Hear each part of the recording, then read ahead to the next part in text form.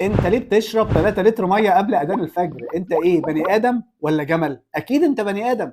3 لتر لا وخلصتهم وعايز تاني؟ هو انت ناوي تخزن فين يا ابني؟ انت هتبات طول النهار ولا الليل في الحمام؟ في ايه يا حبيبي؟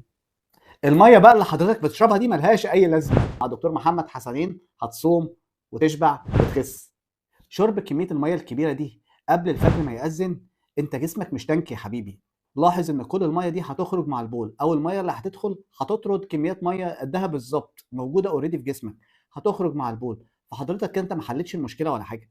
بالاضافه ان كميه الميه الكبيره دي بشكل كبير قوي هتضغط على الكلى، بتخليها تشتغل بشكل اوفر شويه. فحضرتك هيبقى معدلات دخولك الحمام تقريبا كل ربع ساعه كل نص ساعه، فانت مش هتعرف تنام. انت كده ما حلتش اي مشكله. يبقى الصح ايه؟ ان احنا من بعد ما بيأذن المغرب لحد قبل الفجر بشويه احنا بنقسم الميه على فترات.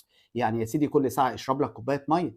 ما بنسى يا دكتور وبفتكر ساعه الفجر، لا يا حبيبي. انت حط ابلكيشن يصحصحك كده ويفوقك، وتصحى كل شويه او تقوم كل شويه تشرب كوبايه ميه. زائد ان احنا بقى عندنا حاجه اسمها الاكل الحرامي. يعني ايه الاكل الحرامي؟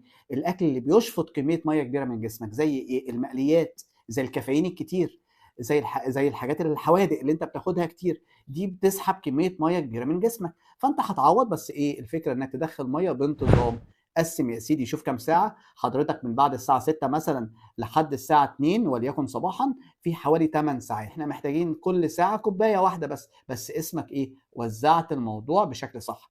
مش تنسى طول الليل وتفتكر قبل الفجر بشويه وتقوم عايز تعوض كل كميه الميه. اكيد ده مش صح. وزع ميتك صح، 8 ساعات على 8 كوبايات ميه، كل ساعه كوبايه كده فل قوي. بس خدهم يا سيدي. دكتور محمد حسنين، استشاري التغذيه العلاجيه.